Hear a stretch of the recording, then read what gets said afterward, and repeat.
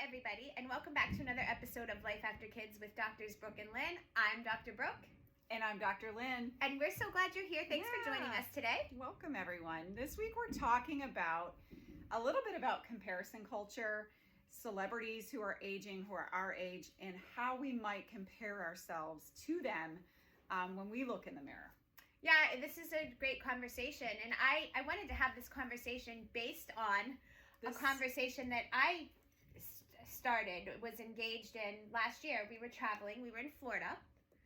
You okay if I share this for a couple of minutes? Yeah, so I think we're in Florida. We were staying at a lovely resort outside of Tampa, and we were at the pool and started talking to this couple. So I think our husbands initiated the conversation because it was around football, and they're so gregarious. But they were talking about football, and I think they were from Ohio maybe. So they were talking about their team. We were talking about our whatever. But the conversation somehow came around to Tampa Bay and Tom Brady. And she, the wife, was like, oh, well, he just did a deal with the devil. And my ears perked up, and I was like, well, what do you mean by that? And she said, well, I mean, look at him. He looks amazing. He's still in the league playing and doing well. He just won a Super Bowl, way past what most people do. He just got lucky, did a deal with the devil. There's no other explanation. And I was very kind. You can see I'm getting a little visceral response here because this does trigger me a little bit. Because I said to her, listen, that is not all. Maybe you can say maybe some genetics, but that guy works his tail off. Yeah. He's in the gym. He's constantly watching what he eats. He has it nailed down, what works best for his body. He's doing all of this self-work. And I think that we're so quick to just say that, oh, it's just genes. We can't, if you think you can't aspire to that level, and most of us are not going to be Tom Brady. There is some genetics there, but I'm just saying, it's very easy for us as women to say, oh, well, she has the money to do it, or she got plastic surgery, or, this or that. And kind of, it almost becomes we make excuses, because at the end of the day, I feel like if you put the work in and the time in, and sometimes that starts with learning about yourself and understanding your body first and what works best for you. But there should not be any excuse for aging well and looking your best. I can tell you feel very adamant about that. Yeah, I know. And you're like, okay, be quiet. I have something to say. No, I know. And I'm just going to tag on to that realistically, facts are that there is a proportion of the following three things when it comes to aging. There is some proportion of luck. In other words, he has a lot of money. He has a lot of means. Yes. Okay. And agreed. Some of that affords him that chance to go different routes that the average person can't. There is genetics. Yes. We can't deny that. But the third realm is the only one that we have control over. Yes.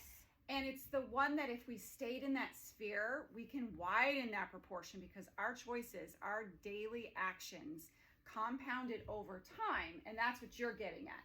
She underestimated, she didn't account for all of the work that he puts in. And that's a place where, as women, if we stay in that zone, we stay in a place of self-control, self-possession, and we can actually make a change. Yes. Thank you. And by the way, I didn't mean to come off sounding crazy. And also, I'm not I like Tom Brady, but this is not oh my gosh, Tom Brady is this is not a conversation about him. You do live in Massachusetts. Yes, but he's in Tampa Bay now. But and he's not having a so great year. But anyway, that's my point, is that I think we're so quick to just, if there's any piece of us that sometimes it's fear that you're maybe worried about how much work it's going to take. Sometimes it's fear that you're worried that you're going to do the work and you're not going to get outcomes. Mm-hmm. Sometimes we're frankly we don't want to do it, but we want to pass the blame and say, make the excuses, blame it all on, well, your genes and your luck and you have money and this and that, which you're right. But the other piece is, there's another big piece that you can still work. And this conversation is, I think, in what are your means, what is your body type, and what can you do within what you have control. Absolutely. To bring your best self to the table. Yeah, and listen, I think that as women, where we can bring this back to something that's really relevant is we do this in our friendships, right? Yeah. We might look at another person and say, oh, but she has this or that. And you're right. I do think that it's a way to excuse our own behaviors to make us feel a little better about our personal choices. When in fact we should be looking at it as that's an example. Great, that works for her. Would that work for me? Is that something I truly want? And like you said, I'm in a fearful place, or I don't know how to make that happen, and so I'm just gonna say, it's luck, it's genetics, just to make me feel a little bit better about the fact that I haven't chosen that same Right. that same course. Right. That, Yeah. That's a hard concept to swallow, but really we have to turn that back and look at ourselves, because that is pervasive in our friendships, and it really does affect Absolutely how we connect as women. Yes, I totally agree with that. And I think we all, through the course of our lives, many of us at least, have had that friend where you're working on yourself and you're working to improve, and they're not supporting it. Sometimes they're saying negative things. It could be a family member too.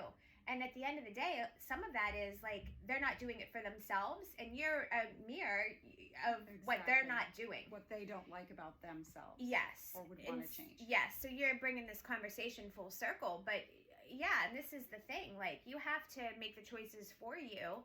And there are a lot of things that we can do to be proactive about how we're going to age. Like, the thought to me that drives me bonkers that we're just, it's going to be like luck and circumstance and genetics. Come what may. And by the way, if that's you, that's fine too. But what I don't want to see is then, if that's the course that you're taking, fine.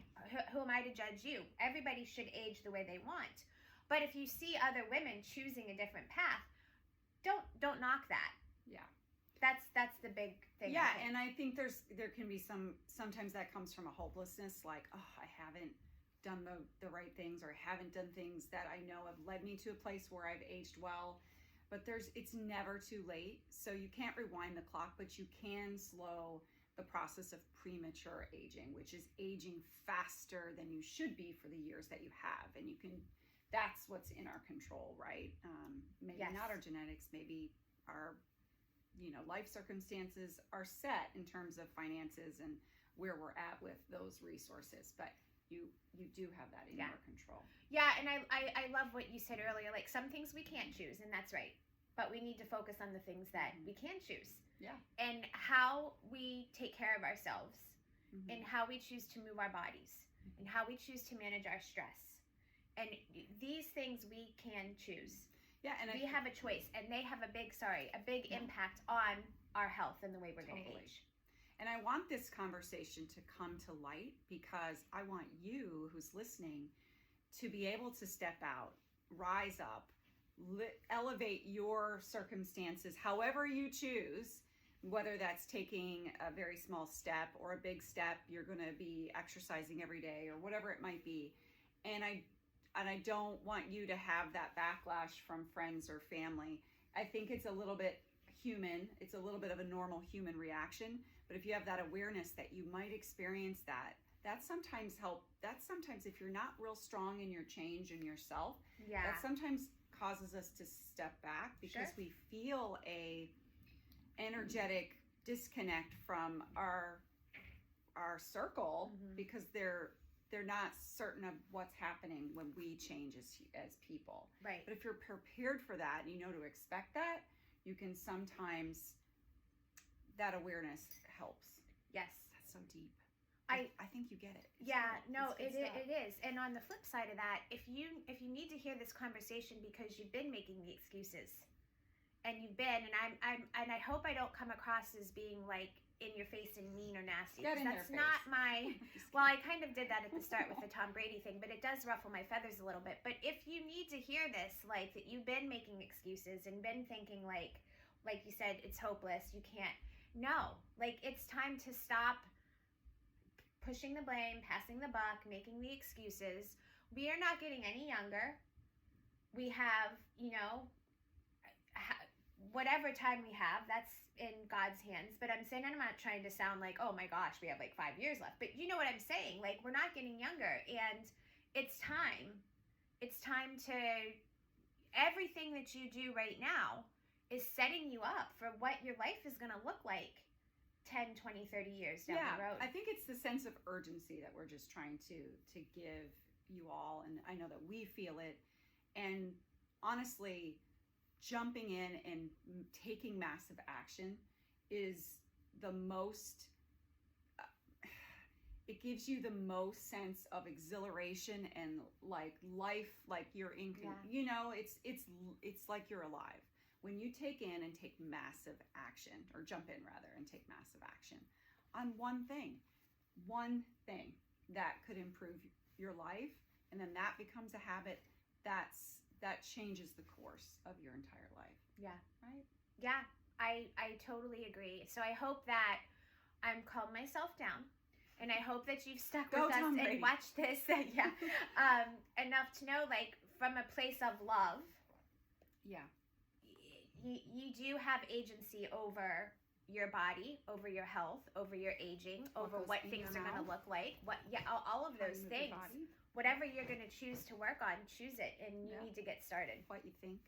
Yeah, all of it.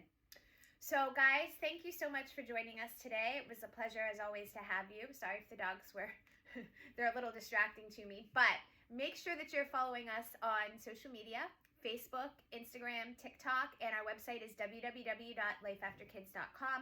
Don't hesitate to reach out to us if there's something specific you want to hear more of. We're happy to do that on our vlogs. We're also happy to do that in our content. So please DM us, email us, whatever that looks like for you. Have the best week, everyone. We really hope you